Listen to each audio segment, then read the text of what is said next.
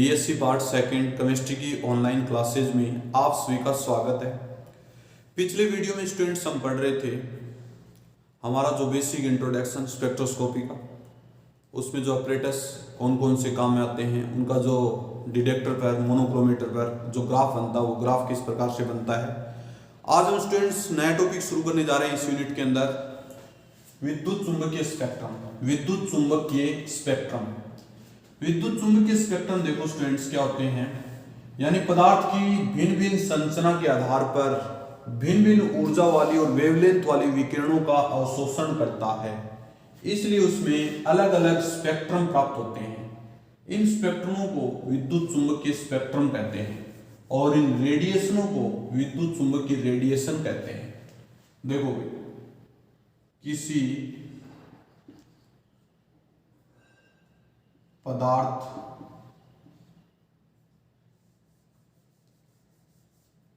ऐसे लिखेंगे, भिन्न भिन्न पदार्थ की आंतरिक संरचना अलग अलग होने के कारण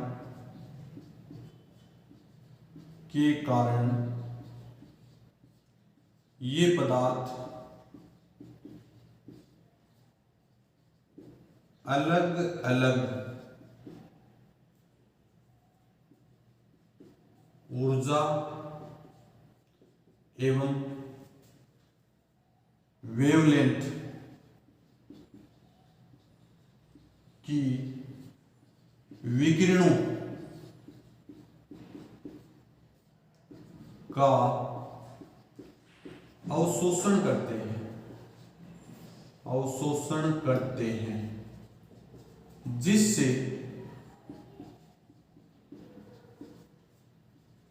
अलग अलग स्पेक्ट्रम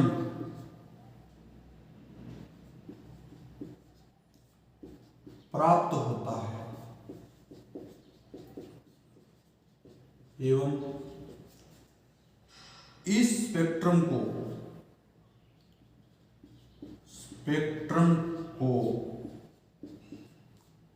विद्युत चुंबकीय स्पेक्ट्रम कहते हैं एवं इन विकिरणों को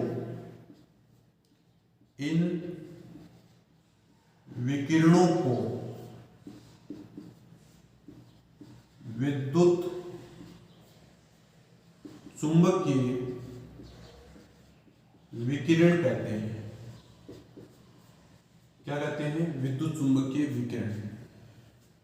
तो स्टूडेंट देखो अपने पास कौन कौन सी रेडिएशन है, कौन कौन सी रेडिएशन किस क्षेत्र में आती हैं, उनको अपन स्पेक्ट्रम में देखेंगे। तो विद्युत चुंबकीय स्पेक्ट्रम निम्न प्रकार के होते हैं। तो सबसे पहले मैं यहां लिखने जा रहा हूं विद्युत चुंबकीय स्पेक्ट्रम। तो यहां लिखेंगे कॉस्मिक या गामा रे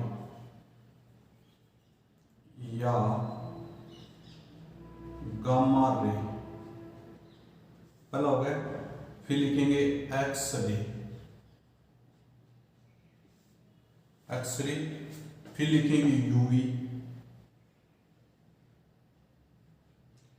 यूवी का एक पार्ट होता है विजुअल, VISBL। विजुअल का पार्ट उसके साथ होती है IR के बाद microwave,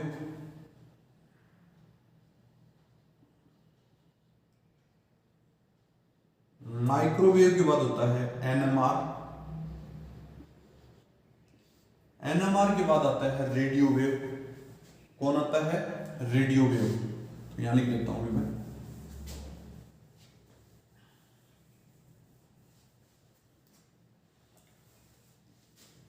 radio wave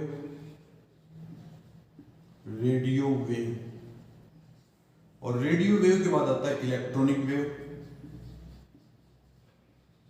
electronic wave,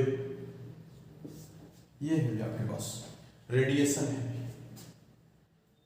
अब देखो इन रेडिएशन में स्टूडेंट्स यहां से चलेंगे ना इधर, तो सबसे पहले यहां क्या लिखेंगे, ऊर्जा, एनर्जी, इंक्रीज होगी, बढ़ता क्रम, यहां लिखेंगे बढ़ता क्रम, सॉरी घटता क्रम।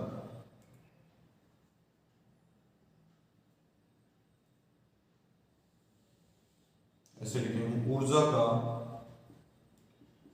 घटता क्रम। उसके बाद आवर्ती, न्यू बराबर क्या लिखें, घटता क्रम। आवर्ती के बाद में लिखें तरंग दैर्ध्य, वेवलेंथ, वेवलेंथ लेमडा, क्या लिखेंगे, लेमडा। बढ़ता क्रम, क्या लिखेंगे, बढ़ता क्रम। ये तीन बातें याद रखनी है। तो सबसे कम ऊर्जा किसकी होगी, इलेक्ट्रॉनिक वेव की होगी, और सबसे अधिक ऊर्जा कॉस्मिक या एक्सरे या गामा रे, फिर एक्सरे, फिर UV, visual, IR, microwave, NMR, radio wave, और सबसे ज्यादा जो वेवलेंथ होगी वो किसकी होगी, इलेक्ट्रॉनिक वेव, और सबसे कम किसकी होगी, कॉस्मिक रे या एक्सरे। क्योंकि अपन जानते हैं E = h न्यू, ये एक फॉर्मूला होता है, तो आप लोग इसको लिख सकते हैं न्यू बराबर c/λ। तो E = क्या हो जाएगा, hc/λ, कि एनर्जी जो होती है, एनर्जी जो होती है वो लेमडा की इनवर्सली प्रोपोर्शनल होती है। तो जैसे जैसे एनर्जी बढ़ेगी तो लेमडा की वैल्यू कम हो जाएगी, तो इधर एनर्जी घट रही है तो लेमडा की वैल्यू बढ़ रही है। ठीक है स्टूडेंट्स, तो ये थी भिन्न भिन्न प्रकार के स्पेक्ट्रम, इलेक्ट्रोमैग्नेटिक रेडिएशन। ठीक है स्टूडेंट्स, हमारे सिलेबस में इस पेपर में एक तो यूवी का बेसिक, एक आपके बाद आईआर का बेसिक है। तो यूवी स्पेक्ट्रोस्कोपी, आईआर स्पेक्ट्रोस्कोपी, ये दो प्रकार की स्पेक्ट्रोस्कोपी, और एक एनएमआर का बेसिक दे रखा, लेकिन एनएमआर है नहीं इसके अंदर। एनएमआर अपन बीएससी पार्ट 3 में पढ़ते हैं, यहां हम यूवी और आईआर का डिस्कस करेंगे। ठीक है स्टूडेंट, तो सबसे पहले स्पेक्ट्रम अलग अलग वेवलेंथ के आधार पर स्पेक्ट्रम निम्न प्रकार के हो सकते हैं। सबसे पहले ये लिखेंगे यूवी स्पेक्ट्रम, क्या लिखेंगे, यूवी स्पेक्ट्रम, यूवी स्पेक्ट्रम। तो यूवी स्पेक्ट्रम में क्या लिखें स्टूडेंट, देखो इस प्रकार के स्पेक्ट्रम में ऊर्जा का मान उच्च होता है, जबकि वेवलेंथ का मान क्या होता है, कम होता है। वेवलेंथ का मान क्या होता है, कम होता है। जब किसी अणु को ऊर्जा दी जाती है तो वह अणु यदि अल्ट्रावायलेट या दृश्य परावैंगनी क्षेत्र से परावैंगनी क्षेत्र से विकिरणों का अवशोषण करता है तो उसे यूवी स्पेक्ट्रम कहते हैं। क्या कहते हैं, यूवी रेडिएशन या यूवी स्पेक्ट्रम। तो ऐसे लिखेंगे, जब किसी अणु को ऊर्जा दी जाती है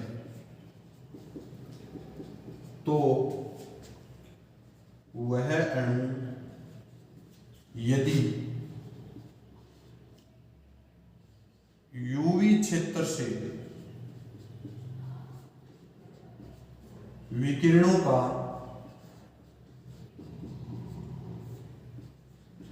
अवशोषण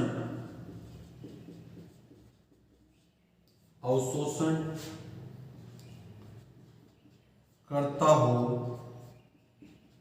तो उसे हम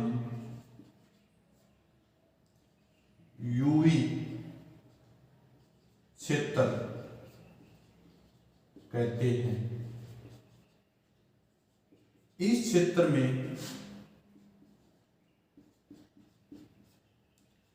लेमडा की वैल्यू 200 नैनोमीटर से 800 नैनोमीटर के मध्य पाई जाती है।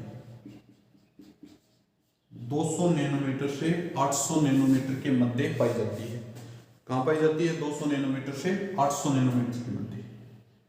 ठीक है भाई, 200 नैनोमीटर से 800 नैनोमीटर के बीच में इसमें पाई जाती है। ठीक है, दूसरी अपने पास IR,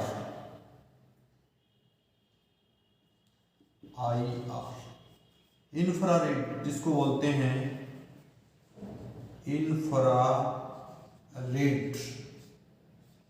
इसका मीनिंग क्या हुआ? जब किसी अणु को ऊर्जा दी जाती है तो वह अणु यदि IR से विकिरणों का अवशोषण करता है तो उसे IR क्षेत्र कहते हैं या इंफ्रारेड स्पेक्ट्रम कहते हैं। क्या कहते हैं? Infrared spectrum. तो इसको स्टूडेंट में थोड़ा ऊपर लिख रहा हूं, देखो।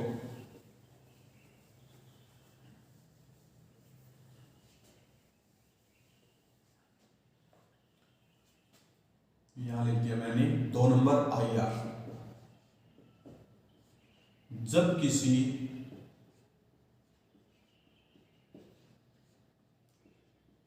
अणु को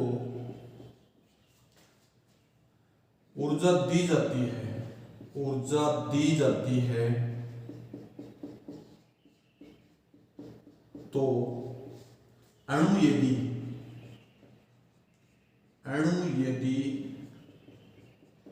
IR क्षेत्र से विकिरणों का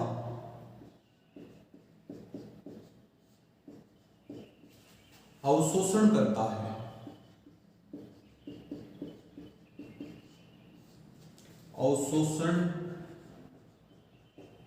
है तो उसे हम IR स्पेक्ट्रा कहते हैं। इस क्षेत्र में विकिरणों की वेवलेंथ का मान, इस क्षेत्र में वेवलेंथ का मान 2500 नैनोमीटर टू 15,000 नैनोमीटर के मध्य पाया जाता है। कितना होता है? 2500 नैनोमीटर से 15,000 नैनोमीटर। थर्ड जो स्पेक्ट्रोस्कोपी है वो है NMR स्पेक्ट्रोस्कोपी। NMR स्पेक्ट्रोस्कोपी कौन सी spectroscopy? NMR spectroscopy, nuclear magnetic resonance spectroscopy.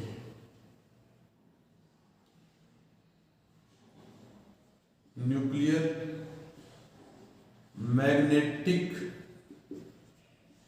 Resonance spectroscopy, इसको बोलते हैं विद्युत चुंबकीय इसको नाभिकीय चुंबकीय स्पेक्ट्रोस्कोपी, नाभिकीय चुंबकीय अनुनाद स्पेक्ट्रोस्कोपी। हिंदी में लिख देता हूं इसको मैं, नाभिकीय चुंबकीय और आगे लिखेंगे अनुनाद स्पेक्ट्रोस्कोपी।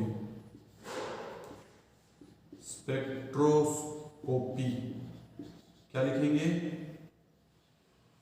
नाभिकीय चुंबकीय अनुनाद स्पेक्ट्रोस्कोपी। तो इसमें देखो क्या होता है स्टूडेंट्स, उसी प्रकार से थ्योरी लिखनी है। जब किसी अणु को ऊर्जा दी जाती है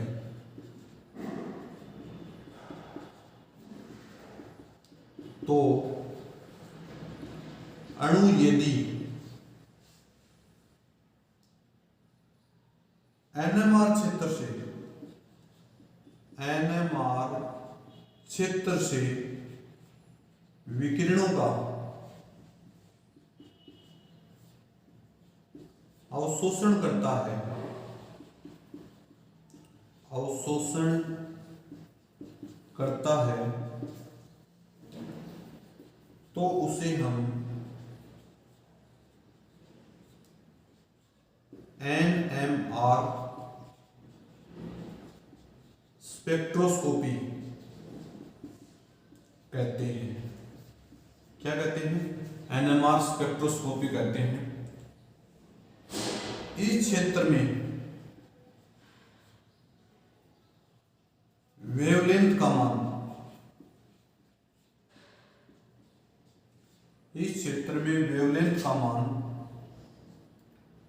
1 मीटर टू 5 मीटर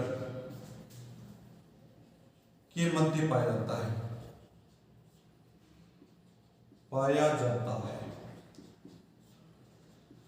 कहां पाया जाता है? 1 मीटर टू 5 मीटर के मध्य पाया जाता है। तो ये तो स्टूडेंट बेसिक इंट्रोडक्शन हो गया स्पेक्ट्रोस्कोपी, 3 प्रकार की, यूवी स्पेक्ट्रोस्कोपी, IR स्पेक्ट्रोस्कोपी और NMR स्पेक्ट्रोस्कोपी। अब अपन फर्स्ट इसमें पढ़ने जा रहे हैं यूवी स्पेक्ट्रोस्कोपी। क्या पढ़ने जा रहे हैं? UV spectroscopy.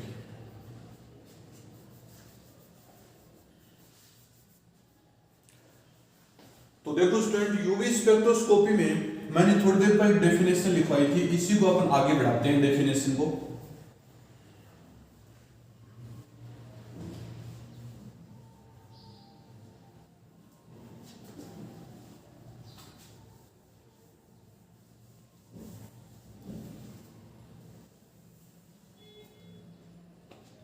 यहां लिखेंगे UV spectroscopy. UV spectroscopy, UV spectroscopy. UV spectroscopy का मतलब है जब किसी पदार्थ को ऊर्जा दी जाती है तो वह पदार्थ यदि यूवी क्षेत्र से विकिरणों का अवशोषण करता है तो उसे यूवी स्पेक्ट्रोस्कोपी कहते हैं। इस क्षेत्र में स्टूडेंट वेवलेंथ की जो वैल्यू होती है lambda is equal to 200 nanometre to 800 nanometre के बीच में पाई जाती है। वेवलेंथ कितनी होती है? 200 नैनोमीटर टू 800 नैनोमीटर। ठीक है स्टूडेंट्स, तो यूवी स्पेक्ट्रोस्कोपी के 3 पार्ट होते हैं। कितने पार्ट होते हैं? 3 पार्ट होते हैं। देखो ये अपने पास यूवी स्पेक्ट्रोस्कोपी है, इसके 3 पार्ट ऐसे बना देते हैं। इस पार्ट को बोलेंगे वैक्यूम यूवी, वैक्यूम यूवी। ठीक है स्टूडेंट्स, इस पार्ट को बोलेंगे मिडल यूवी, मिडल यूवी। कौन सी यूवी? Middle UV. और लास्ट वाला फार यूवी। कौन सी यूवी? फार यूवी। तो वैक्यूम का मतलब ये होता है स्टूडेंट, देखो वैक्यूम यानी यहां 200 नैनोमीटर से 800 नैनोमीटर की रेंज होती है। कितनी रेंज होती है? 200 नैनोमीटर टू 800 नैनोमीटर। तो यदि 200 नैनोमीटर से पहले का हिस्सा है स्पेक्ट्रोस्कोपी में, यदि 200 नैनोमीटर से वेवलेंथ 200 नैनोमीटर से पहले का, आप लोग इसको 0 से ये मान सकते हैं 200, ऐसे लिखते हैं। इसके बीच का जो हिस्सा है उसे बोलते हैं वैक्यूम यूवी।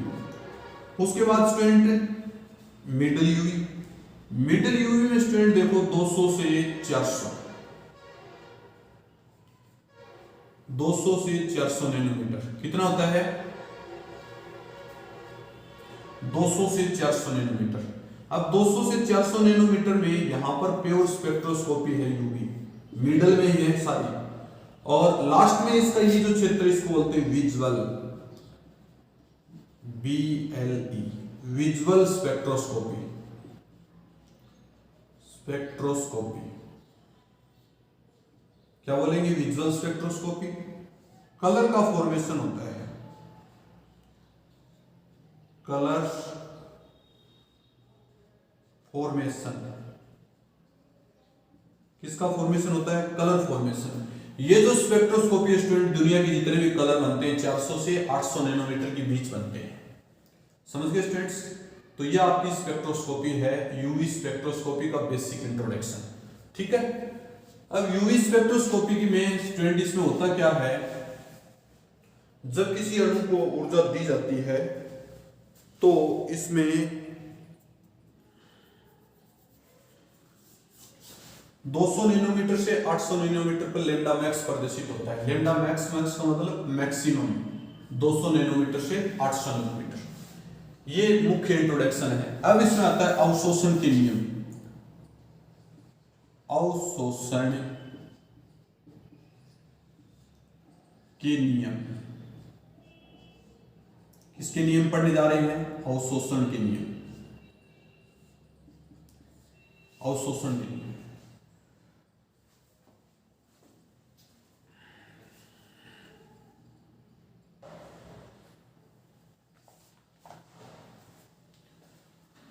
अवशोषण के नियम में देखो स्टूडेंट्स, यूवी स्पेक्ट्रोस्कोपी में जब कोई किसी पदार्थ को ऊर्जा दी जाती है तो पराबैंगनी क्षेत्र से या यूवी क्षेत्र से विकिरणों का अवशोषण करते हैं, इसलिए वहां पर अवशोषण के नियम लागू हो जाते हैं। तो यहां लिखेंगे, इस स्पेक्ट्रोस्कोपी में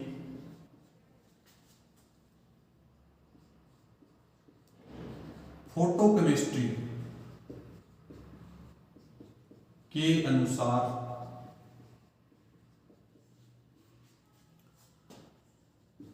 अवशोषण के दो नियम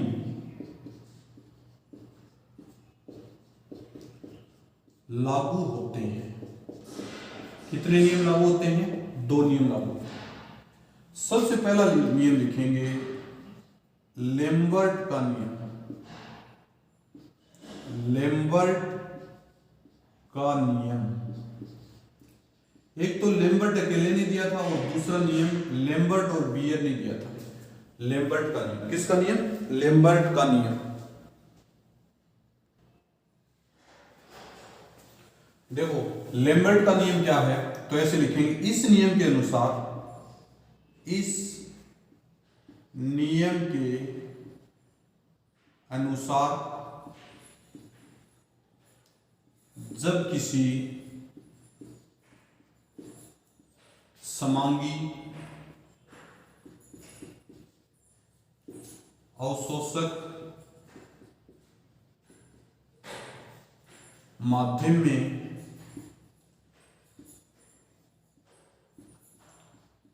एक वर्णी प्रकाश को गुजारा जाता है तो अवशोषक माध्यम की मोटाई के साथ साथ विकिरणों की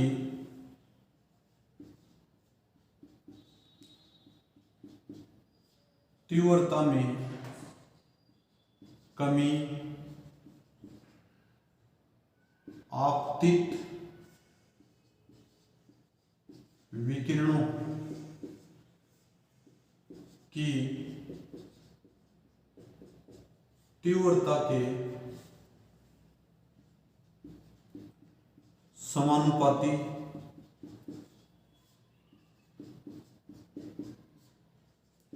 होता है। जब किसी समांगी, इस नियम के अनुसार अपन ऐसे पढ़ रहे हैं, जब किसी समांगी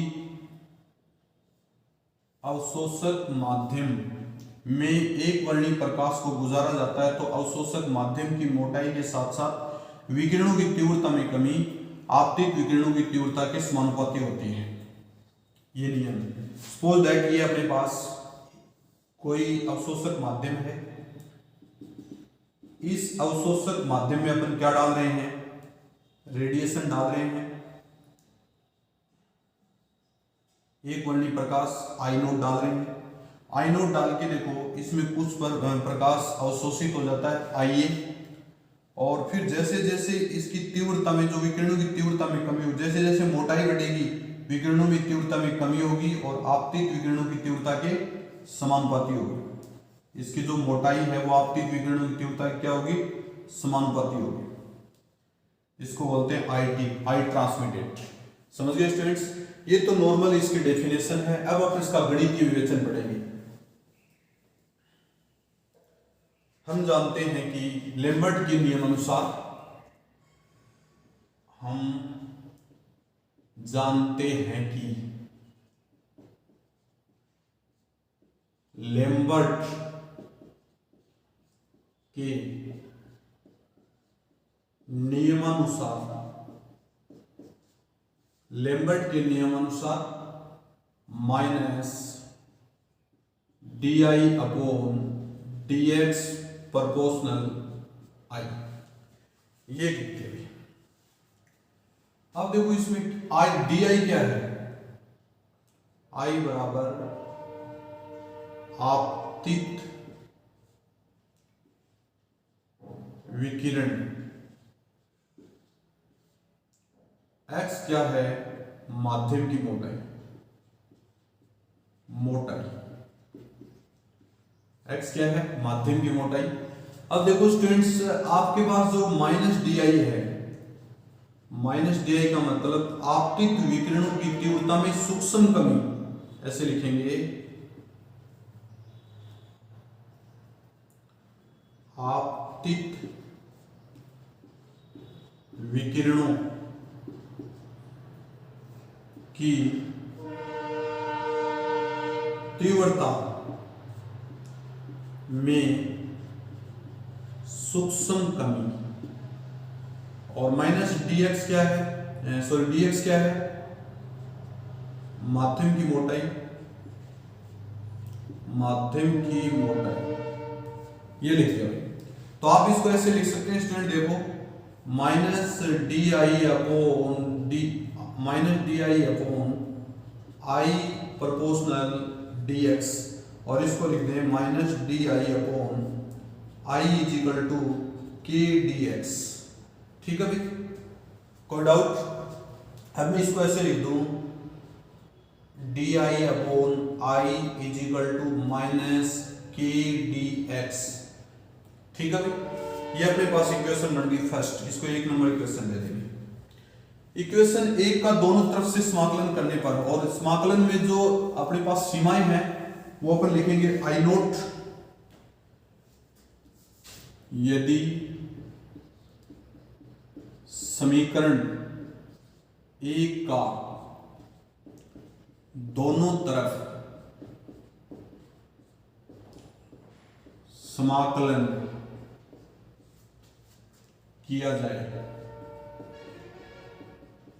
और लिमिट लगा लेते हैं, लिमिट आई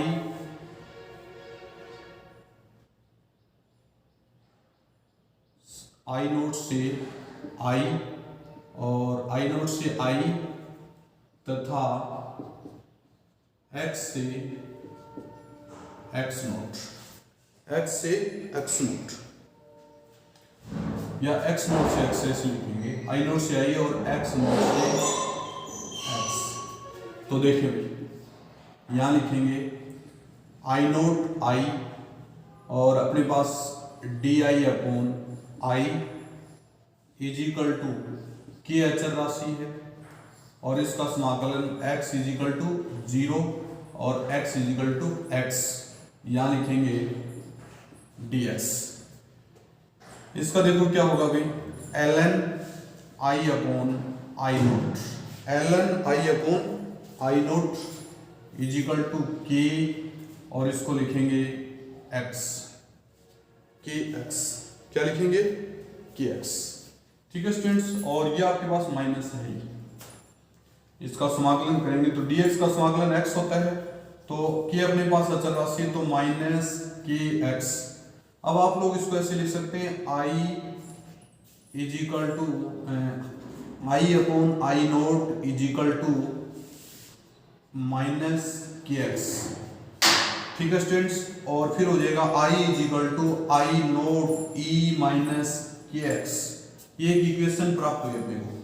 ठीक है स्टूडेंट, अब देखो आगे इसमें हम जानते हैं कि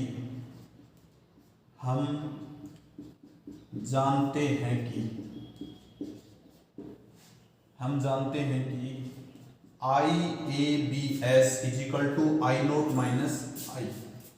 ये जानते हैं I A B S is equal to I naught minus I. ठीक है भाई, आई नोट माइनस आई। कोई डाउट?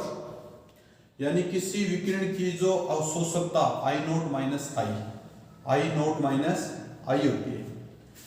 अब देखो आई नोट माइनस आई, तो आई की वैल्यू उपरोक्त समीकरण में रखने पर इसको लिख देंगे अपन ऐसे, यहां पर आई की वैल्यू उपरोक्त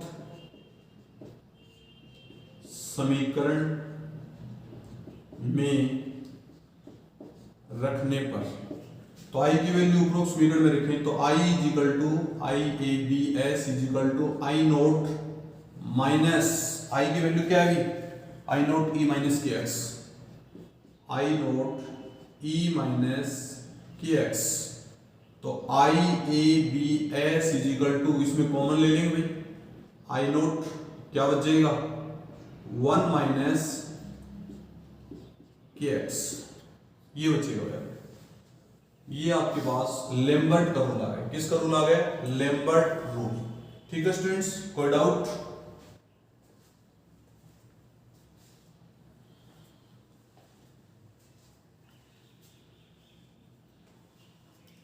ये आपका पहला रूल है लैम्बर्ट का रूल। अब अपन लैम्बर्ट बियर रूल हेडिंग डालेंगे, लैम्बर्ट बियर का नियम। किसका नियम पढ़ने जा रहे हैं? लैम्बर्ट बियर का नियम। इन दोनों ने मिलकर एक रूल दिया था। देखो तो इसकी थ्योरी लिखेंगे। इस नियम के अनुसार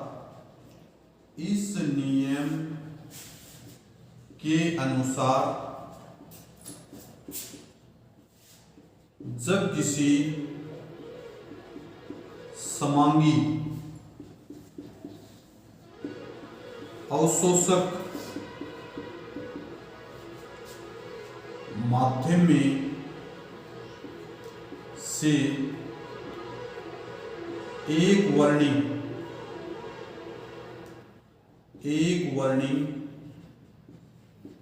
प्रकाश को गुजारा जाता है तो आपतित विकिरणों की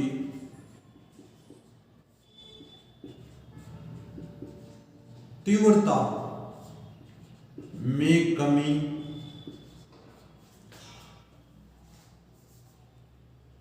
माध्यम की मोटाई के साथ साथ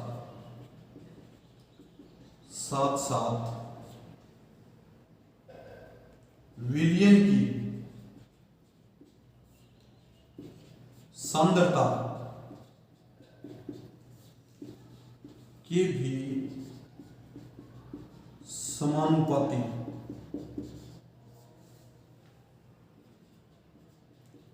होती है। सांद्रता की क्या होती है? समानुपाती होती है। देखना इस नियम में क्या पढ़ने जा रहे हैं। मानी विलियन फेज में लेंगे इसको। किस फेज में लेंगे? विलियन फेज में। तो मोटाई तो x है लेकिन सांद्रता क्या है इसकी? c है। तो इसमें लिखेंगे हम जानते हैं कि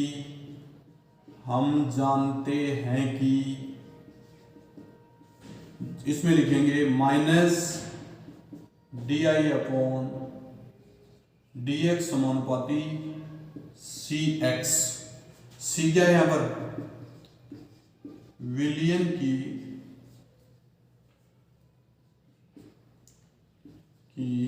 सांद्रता। बाकी स्टूडेंट वही है, एक्स मोटाई है, बाकी सेम जो लेम्बर्ट के रूल वाली है। तो इसको अपन ऐसे लिखें कि minus D I upon D X is equal to के सी आई। तो इसको अपन ऐसे लिखें कि minus D I upon I is equal to K और उसके बाद में सी और उसके बाद में डी एक्स, के सी डी एक्स ऐसे लिखते हैं। ठीक है स्टूडेंट्स, अब देखो इसको एक नंबर इक्वेशन देंगे अपन, क्या देंगे, एक नंबर इक्वेशन। आप इसको और करके ऐसे भी लिख सकते हैं या आगे भी इसको चेंज कर सकते हैं। अब देखें इसमें एक नंबर इक्वेशन, समीकरण एक का दोनों तरफ समाकलन करने पर, क्या करने पर, समाकलन करने पर। तो देखो इसका समाकलन थोड़ी देर पहले हमने किया था, वही करना है।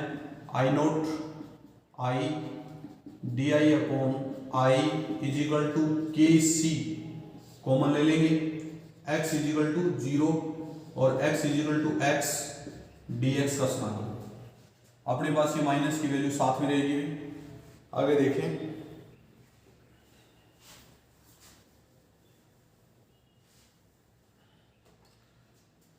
इसको मैं आगे लिख देता हूं, यहां लिखेंगे ln I upon I naught is equal to minus K C X, ये लिख दिया। ln की वैल्यू कितनी होती है, ln is equal to 2.303 log, ये वैल्यू होती है ln की।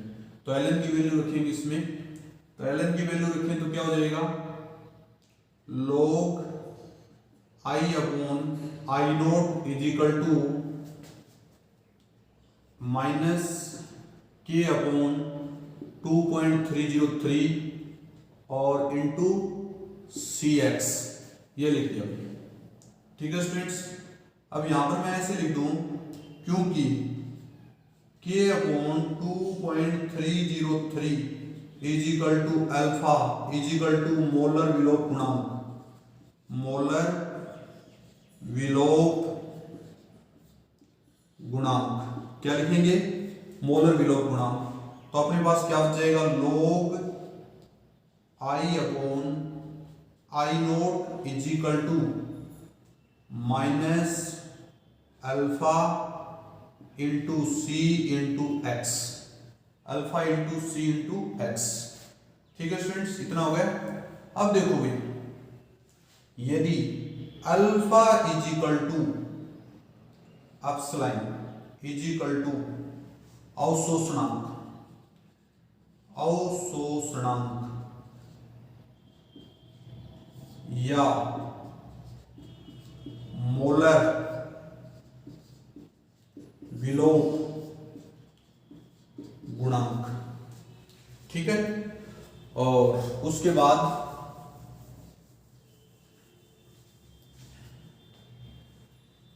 मैं इसको ऐसे लिख दूं कि log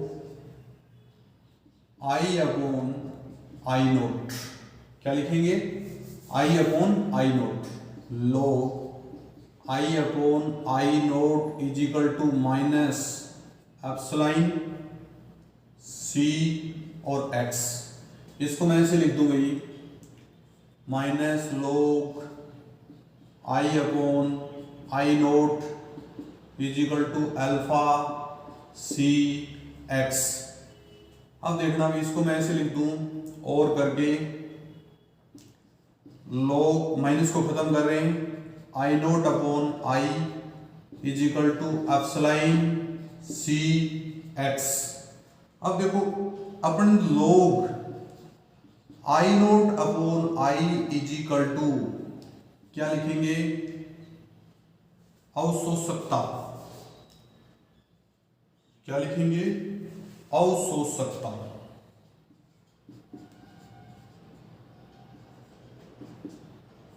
बराबर ए, यानी इसके बराबर अपन क्या लिख सकते हैं, अवशोषकता ए लिख सकते हैं। ठीक है, तो अपने पास क्या बच जाएगा, a is equal to epsilon C X, ये आ जाएगा एप्सिलॉन सी एक्स, ये वैल्यू आ गई। अब इस एप्सिलॉन की वैल्यू कैसे निकालें, इस फॉर्मूले से एप्सिलॉन की वैल्यू देखो कैसे निकालें। यदि अपन को मोलर विलोप गुणांक निकालना हो, मोलर विलोप गुणांक या अवशोषणांक,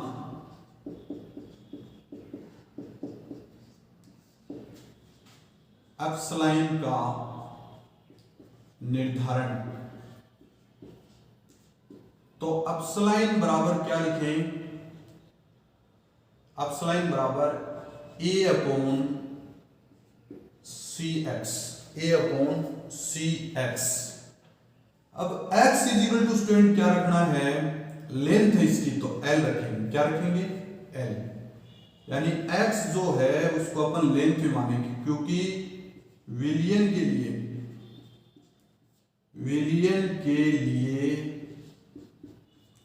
मोटाई की जगह